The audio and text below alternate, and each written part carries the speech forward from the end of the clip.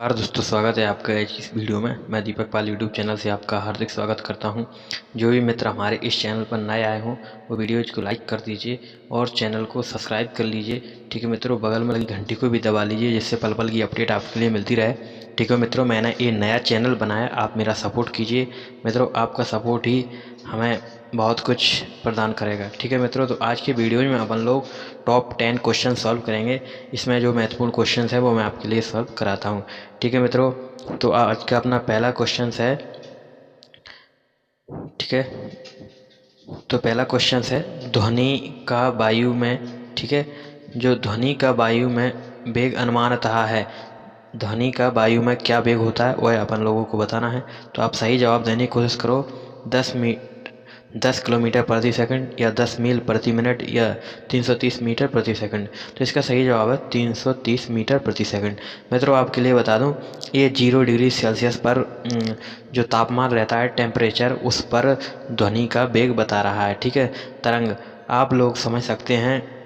आपके लिए थोड़ी बेसिकली नॉलेज बता दूं मित्रों, 0 डिग्री सेल्सियस पर ही आप समझ सकते हैं कि ये जो वेग है वो बता रहा है। ठीक है, वायु में वेग अनुमानतः। और आपके लिए मित्रों एक बात और बता दूं, जो वायुमंडल का है टेम्परेचर, जिस प्रकार से टेम्परेचर है तो तापमान पर यदि 1 डिग्री सेल्सियस तापमान डिफरेंस आता है तो 0.16 इंटू किया जाता है। ठीक है मित्रों, ये आप याद सकते हैं।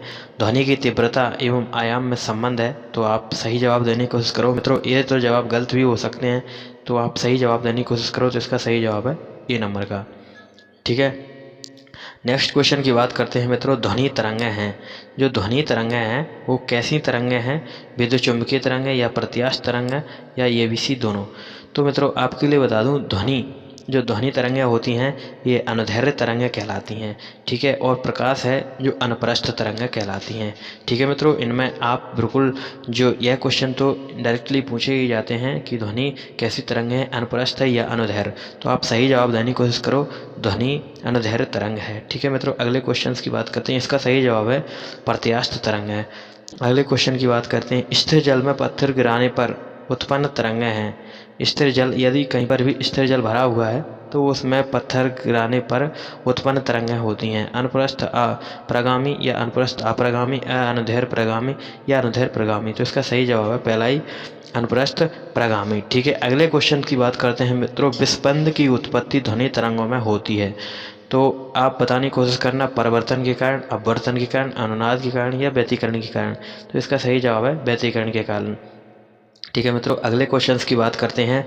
आकाश में बादल का गर्जन 10 सेकंड के बाद सुनाई पड़ता है तो व्यक्ति तथा बादल के बीच की दूरी होगी, जबकि वायु में ध्वनि का वेग 332 मीटर प्रति सेकंड है। यह 0 डिग्री सेल्सियस पर बात कर रहा है, तो आप इसका सही जवाब देने की कोशिश करो। इसमें मित्रों कुछ नहीं करना है आपके लिए, जो 332 लिखा हुआ है, ठीक है, इसके फार्मूला आप बता भी दूँ, आप भूल भी सकते हैं, लेकिन कुछ नहीं करना है, 1 दशमलव लगा देना है। ठीक है मित्रों, 2 अंक बाद तो आप समझ सकते हैं, तो 3.32 किलोमीटर है। ठीक है, इसका सही जवाब यही है। अगले क्वेश्चंस की बात करते हैं मित्रों। ध्वनि तरंग के खाली स्थान के कारण प्रतिध्वनि उत्पन्न होती है। आप समझ सकते हैं प्रतिध्वनि, प्रतिध्वनि वह ध्वनि है जो इधर से यदि कोई ध्वनि छोड़ी जाए और परावर्तन, रिफ्लेक्शन हो, यदि कोई भी ध्वनि परावर्तित होती है तो उसे परावर्तन कहा जाता है।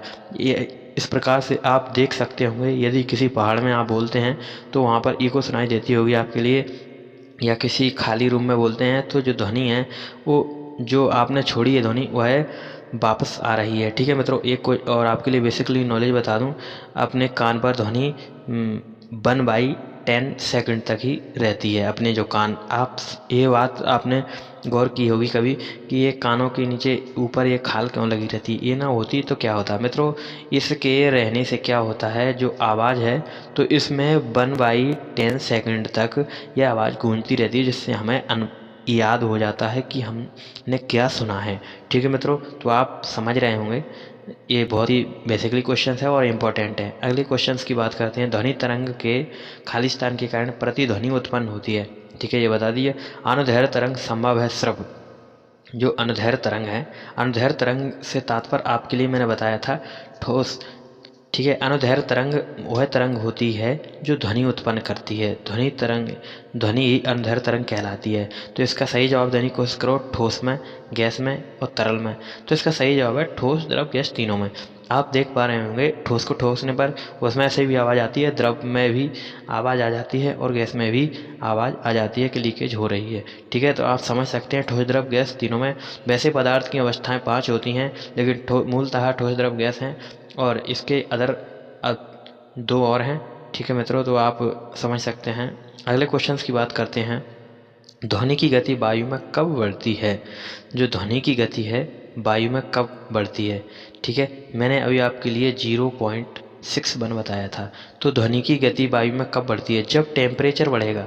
ठीक है, यदि 1 डिग्री सेल्सियस टेम्परेचर बढ़ेगा तो 0.61 ध्वनि की तीव्रता बढ़ती है। ठीक है, यदि आपके लिए उन्होंने डिग्री सेल्सियस में टेम्परेचर दे दिया हो, यदि मैंने ये 25 डिग्री सेल्सियस पर ध्वनि की 332 बताई है, यदि वह 25 डिग्री सेल्सियस पर पूछ लिया जाए तो 0.61 का इंटू कर सकते हैं। ठीक है, अगले क्वेश्चन की बात करते हैं। तो इसका सही जवाब होगा मित्रों, ध्वनि की गति वायु में कब बढ़ती है? तापमान की वृद्धि से। ठीक है, तो इसका सही जवाब टेम्परेचर की वृद्धि से है। अगले क्वेश्चंस की बात करते हैं। वायु में ध्वनि की चाल 332 मीटर प्रति सेकंड है। यदि दाब बढ़ाकर दोगुना कर दिया जाए तो ध्वनि की चाल होगी। मित्रों, आपके लिए एक बात और बता दूं, जो ध्वनि है, ध्वनि पर दाब का कोई प्रभाव नहीं पड़ता है। ये क्वेश्चन बिल्कुल आप बिल्कुल रट ही लेना है। ठीक है, वायु में ध्वनि की चाल दाब बढ़ाकर दोगुना कर दिया जाए या तिगुना कुछ भी कर दिया जाए तो चाल में कोई डिफरेंस नहीं आएगा। तो इसका सही जवाब है 332 की ही 332 रहेगी। ठीक है मित्रों, अपन लोगों ने ये टॉप 10 क्वेश्चन सॉल्व करे। ठीक है मित्रों, मैं आपके लिए बता दूं, ये मैंने नया चैनल बनाया, आप मेरा सपोर्ट कीजिए। आपका सपोर्ट ही हमें बहुत कुछ आगे बढ़ने के लिए मोटिवेट करने में तैयार रहता है। और सभी से निवेदन है कि वीडियो को ज़्यादा से ज़्यादा लाइक करें और चैनल को सब्सक्राइब भी कर लें, जिससे और बगल में लगी नोटिफिकेशन के लिए घंटी भी दबा लें, जिससे पल पल की अपडेट आपके लिए मिलती रहे। ठीक है मित्रों, और आप हमारा सपोर्ट कीजिए और वीडियो को शेयर भी करते रहिए, जिससे अन्य लोगों को भी फ़ायदा मिलता रहे। जय हिंद।